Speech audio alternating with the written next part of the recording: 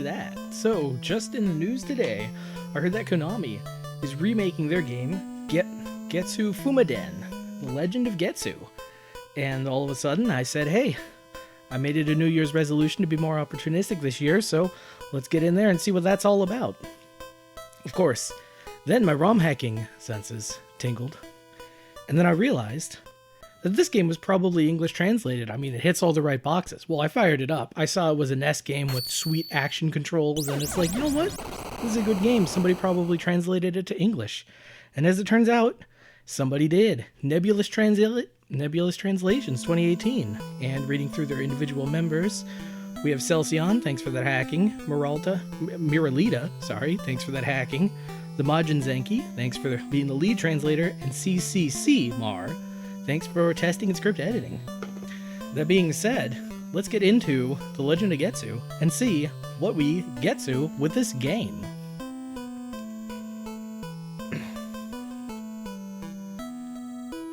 Well, I mean, first off, we have to figure out the game's plot. I mean, you don't want to just get into a game and have no idea what to do. What's that? You do. Let's see. So you've got start and continue. Obviously, you cannot select continue on your first go, and the game really likes to go back to that intro. I say cutscene. I guess it's more of a script, but it'll go there right away. So if you don't select continue or start, it's just gonna keep looping that script all over. All right. So this is why maybe it pays to read the thing at the beginning explaining what you have to do. I mean, again, anybody with half a video game's worth of sense will know exactly what to do. You gotta navigate this maze to get to the place. What's at the place? What's at the end? Doesn't matter. It's a video game. You just get there.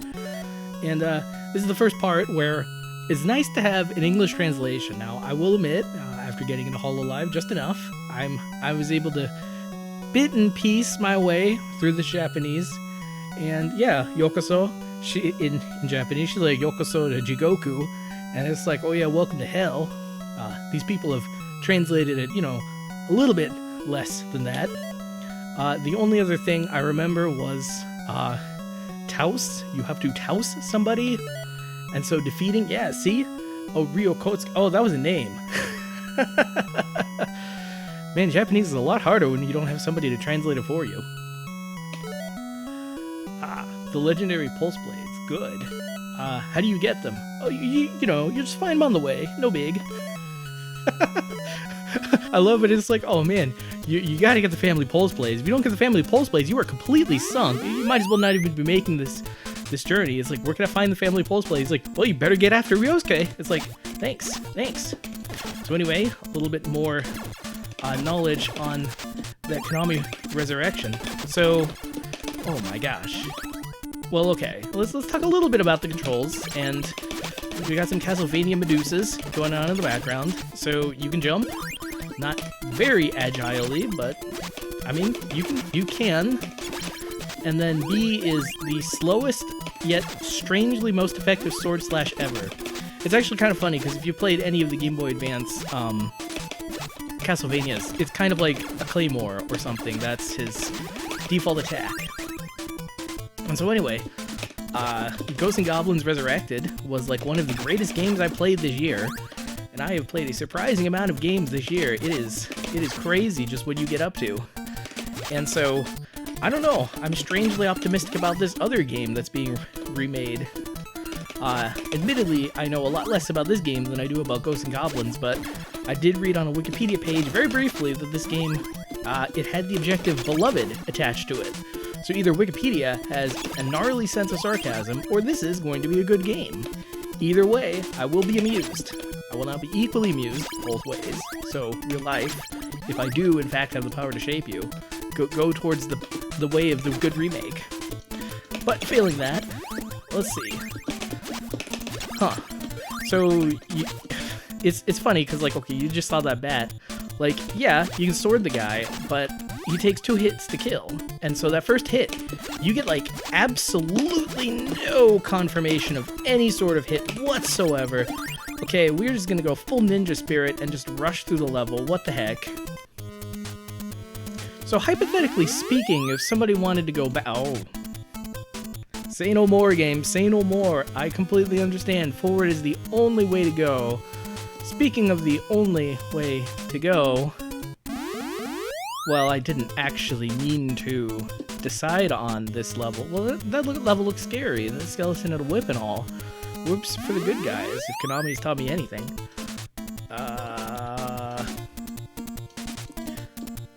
Okay. The Darius ripoffs. I can deal with this. But yeah, looks like we get our illusion of free choice. I mean, if you played any retro game ever, though, you know that all routes lead to the same place. Nice! I got some defense. So pressing start, one would expect this to bring up the... Oh, no. Not while I'm trying to learn the controls. Okay, so I was trying to press select, and either I select remap to something I cannot touch, or there's no select, and this is pretty much it. Did I increase my defense, or what? Well, one thing I know is I'm glad that that's in English and not in Japanese. Okay, wow. So your character is, like, strangely inclined to moonwalk, but, like, kind of? He kind of does it when he wants to, and not exactly when you want to. No. Okay, so here's the secret. You gotta be moving... Okay. You gotta be moving to the right, so he's facing to the right. But then as you jump, then you can loop all the way back around. So if you thought Ghouls and Goblins, like, the one jump commit to the... Well, okay, in Ghosts and Goblins, as soon as you jump, you are committed to that jump. This game is exactly the opposite. As soon as you jump, that's when the fun starts. You can go left, you can go right, you can go up, you can go down. Hey, how does she make it through these levels so easily? So in the upper left-hand corner, I've got an indicator that looks like a human face. Is that my human face? Is that the person I'm trying to rescue? Or these lives? That's an interesting sword you got there. Where is this conversation going? Oh, okay, Caves of the South. I mean, it's a video game. If you kept following the breadcrumbs that the developers left you, I'm sure you would have gotten there eventually. Oh boy! Maybe I made a mistake in choosing this route. How much you want to bet the mushrooms die in one hit? How much you want to bet the mushrooms do not die in one hit? Plant. I will admit, when I jumped into that, like, little kelpy water, I thought to myself, this seems a little bit suspicious. There's no way a game would just let you, like, just peace out in this kelpy water. There's no way this is safe. And yet, I haven't died. I think I'll keep going. As it turns out, it was killing you slowly. So you know that old adage where it's like you toss a lobster in the water and then you boil it, and it's like the lobster boils before it can even tell. Well, turns out that works on Let's Players as well. So, now we understand this plant guy's position of power. Come on now. This game is weird because it gives you a lot of the tools you feel would be necessary. I mean, yes, your character is a giant hitbox, but so are the enemies, and you have a giant arc sword. You'd think it'd be easy. It's kind of not. You can collect their souls for extra life. Not a bad deal if and there's more. There's always more. Okay. You can kind of duck. Oh, this is funny. So, okay, I'm gonna press down just once. So, see? I'm pressing down, letting go. Pressing down, letting go. He returns back to neutral. But, like, he returns back to neutral on a delay. Okay, so 1, 2, 3, go. He really is on a delay. That does not really affect me in any meaningful way, shape, or form, but it is kind of funny. Oh, I see. So these enemies have been dropping money the entire time. Money. Something with obvious... Well, okay, it's obvious in real life what I would use money for. But in this game, what would I use money for? Okay. This game. Well, the important thing is, I made it to the next old lady. Please, enlighten me. There are 4 islands in this hellish realm. It's like, I'm just on the first island, aren't I? Oh, shops. Nice. Speaking of shops, do you have anything to sell me? Madam? I was going to say lady, but I believe madam is more polite? Or maybe it's less polite because of the implications. Well, best not to ask her. Okay. So you can see an eye peeking out through like a slash in a bamboo shoot. It's like, oh, that's not suspicious at all. I feel no ominous feelings looking at whatever this is. And it gets better. Oh. I'm just too busy laughing at this guy internally, because I mean, here I am being faced with like killer bugs, killer plants, killer ghost spirits, and here's this dude who can't even throw an axe properly. And it's like, game, what? I'd say don't insult me, but I would like to be insulted. Please insult me with the easiness of your game. Whoa, and he's back. Okay. Yeah, these skeletons. Well, you see that sometimes, well, also in the Game Boy Castlevania games, where, like, the enemies will try to dodge. I'm starting to understand the true terror of these axe dudes. But I'm starting not, well, wow. 4 thoughts at once. Let's try to finish one of them, at least. So, in the Game Boy Advance Castlevania games, yeah, they do this a lot, where, like, the enemies will move, and then they'll dodge. Okay. It's annoying, because this axe guy is clearly incompetent. However, his level of competence just barely exceeds my own. Oh my gosh. Why do I even bother fighting the enemies? This is just gonna wear down my health. There's no point to this. Speaking of no point, I see. So if you take the coward's way out and go through the poison bog swamp, well, that's when you realize it's not this health spa of resurrection. It's the poison bog cave swamp. Nice. Oh, you weren't able to read... You weren't able to defeat the big bad guy, even though I swear I had another life. Tell me, do you wish to be resurrected and try again? Let me rest. Let me rest. Is that an option I can... Oh, now I have to figure out where the select button is. Oh, okay. Oh, there's a select button the whole time. Well, we'll choose revenge. For now. Okay. So now that I've been gifted knowledge of this grand, amazing select button, I am unable to summon its spectacular glory. They took away my defense potion. That was like the one thing keeping me from dying. On the bright side, the enemies do seem to have gotten a bit stupider, so maybe that's your compensation fool's prize. Oh my gosh, I do not... They are going to make the remake really hard, huh? This is supposed to be a hard game, isn't it? Oh, well, at least those guys die in one hit. Okay.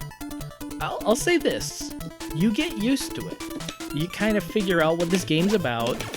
You figure out what it wants you to do. Basically, it wants you to slash just at the right time so you nail them. It's weird how counterintuitive that was in the very beginning, but how second nature this is slowly becoming.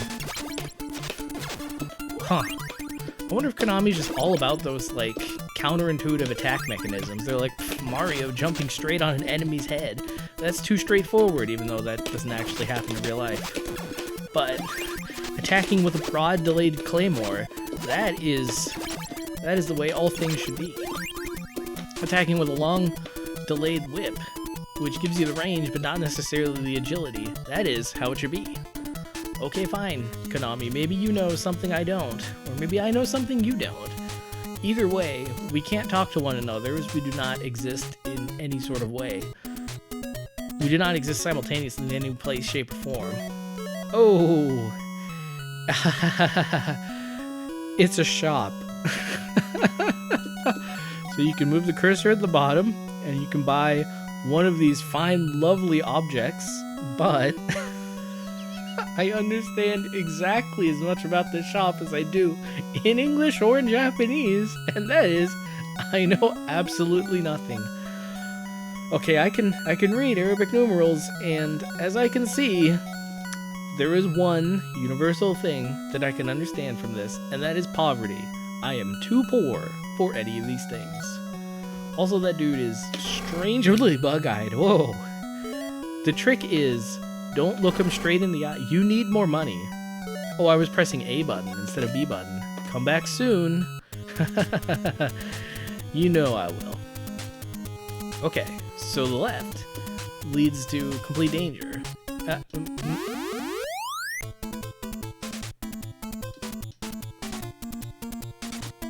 Okay, I don't think I've been here before, but I gotta admit, it does look like I've been here before. So, okay, this is one of those games, you better, well, I'd say bring a map, but no, nobody's gonna make a map and post it to GameFAQs. What do you think this is, 2021? We live in the unenlightened age of 2022. Well, that joke will make sense next year.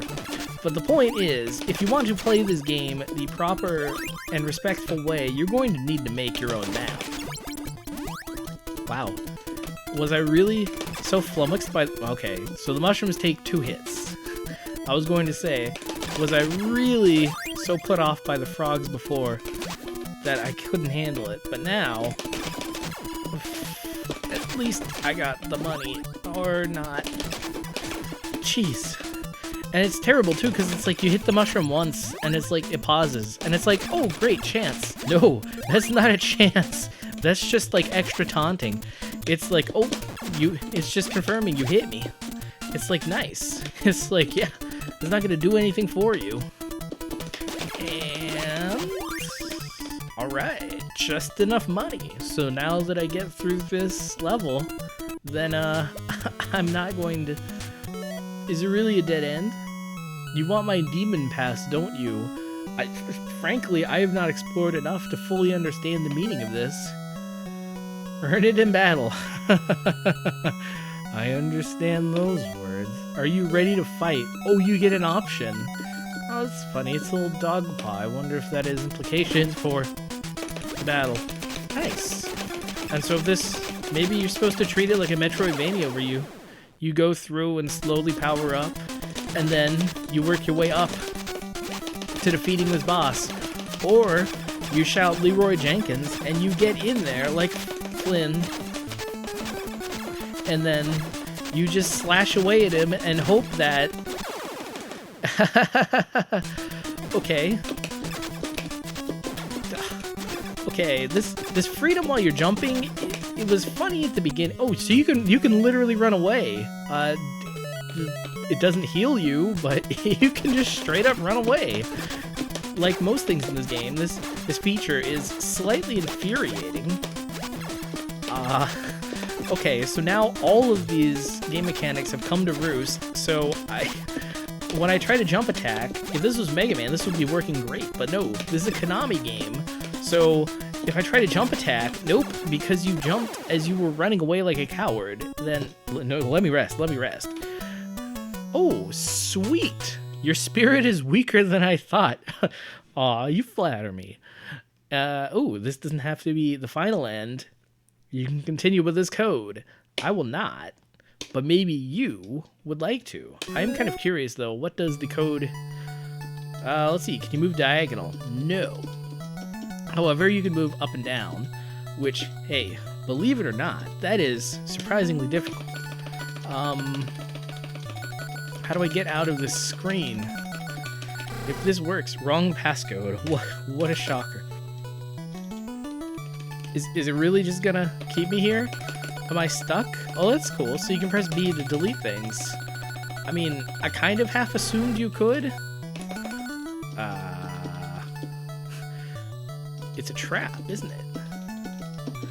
Okay, I'm gonna need you guys to close your eyes for half a second. What? No, I'm playing this on my completely legitimate Nintendo. This ROM hack, I'm playing it on my complete original Nintendo. Anyway, so that was The Legend of Getsu. That is an interesting game. I don't entirely know how to process it, although I kind of feel like you just have to view it like a Castlevania game. Although, I will say, Castlevania with the whip gives you certain advantages at some times. It's not, like, universally an advantage, but like it's nice. It offers certain semi-advantages. But playing this game with like the weird swing blade, like the weird claymore blade, like it kind of works, but like it also kind of doesn't. The most annoying thing is like the blade. It starts out at a certain angle every time you swing it. It starts at like upper left, upper right angle. But the problem is the enemy is very frequently not at that angle, so you have to actually think ahead. Whereas like the whip, it goes out in a straight horizontal path, so it's like you don't really have to think to use the whip. In this game, you have to like think and plan ahead. And they make all the enemies take 2 hits, which is not insurmountable, but it does mean you do have to at least kind of know what you're doing in order to actually take them down. Again, if you were like a kid with, well, I was going to say a Saturday afternoon, but frankly, if you're a kid, you've got an entire lifetime. You've got like, I don't know, 5, 6, 7 years to go before you're given any sort of real responsibility. And even then, if you're willing to push it, you can get another 3 or 4 years. And after that, well, your parents get a little bit more down on you. But if you are willing to be pathetic enough for long enough, you could probably get another 10 years tops out of it. I am not speaking from personal experience. But anyway, as a kid, you get a lot of time to play through a game like this, so you probably would appreciate a game like this, and especially like those passwords. I mean, yeah, 10 years ago I would have been all down on passwords, like, battery back saves are the way of the future. But past me was blissfully unaware of the problems of data rot and data loss. As it turns out, battery back saves are only as backed up as you were willing to make them. So what that means is, oh, you lose your save file. Ho, have fun starting from scratch. Oh, you moved and your disk drive broke or whatever. Nope, game lost. So that's why you got to put all your saves on Dropbox. You got to make backups of all your games and your save files. You got to make sure your backups are in at least 2 physical locations. You have to make sure that there's a lot of things in data safety. But you take a look at this game with the passwords, it's like you're playing along at home. You could just steal my password and continue where I left off. I don't know why you would, because I already have like 1 death. I mean, that's, you know, the game's keeping track just to make fun of you later. So I do not necessarily recommend using my save, but you totally could. And that's a magical experience. You just go on the recess playground and just give your save to somebody else. It's like, hey man, I made a save right in front of the final boss. And your friend's like, oh nice. Wait, don't you only make saves by dying? Doesn't that mean you died right before the final boss? And you're like, dude, I'm trying to do you a favor. Don't do me dirty like that, man. And so you too can continue along at home. It's kind of a magical thing. Could you steal my Pokemon save and continue off where I am? I mean, I could probably do something like post a link in the comments, but you just know if I put it on like Dropfire or whatever, the link's gonna go bad in 2 years. And if there's anything I've learned about this channel, there's a lot of times when you come back to something 10 years later and it's like, oh, where is everything? What did I do? Why did I make this YouTube channel? There's a lot of questions like that. Anyway, speaking of coming back to something that was long lost, that you just suddenly found, suddenly gifted to you, and you have no idea how to process, The Legend of Getsu. It's an interesting game. I am a little curious as to what they're going to do in the remake. I do hope they take a lot of cues from Ghosts and Goblins Resurrection, because frankly, I loved Ghosts and Goblins Resurrection, and playing the original Ghouls and Ghosts, it was acceptable, let's say. Like if you put a gun to my head and said, hey, I want you to play through Ghosts and Goblins, I would be like, you drive a hard bargain, Mr. Person, but sure, I'll do it. But I wouldn't fully enjoy it. But if somebody put a gun to my head and said, hey, play Ghosts and Goblins Resurrection, I'll be like, heck yes! You want me to play through it once or twice? And they're just like, oh man, what spunk? I'm gonna torture someone else. Whereas this game, I feel like it's a similar thing kind of going on. It's like, yeah, if I absolutely had to, I could play through it a little more, but I don't know that I would fully enjoy it. But in the Resurrection, if it looks like a picture book, plays like a dream, and you get that sweet samurai sword, and you get to collect more swords, and you make them look sweet enough, and hey, Dragon Slayer, no, Demon Slayer came out and it's got all those sweet attack animations. I mean, it's in the zeitgeist, Konami. You better make those attack animations look pretty good. Then I can see the remake being pretty darn good. That being said, if the remake turns out to be less than stellar, please don't use my words against me. And on that note, before I can put my mouth further up my foot, or maybe it's the other way around, this cat's got a scat.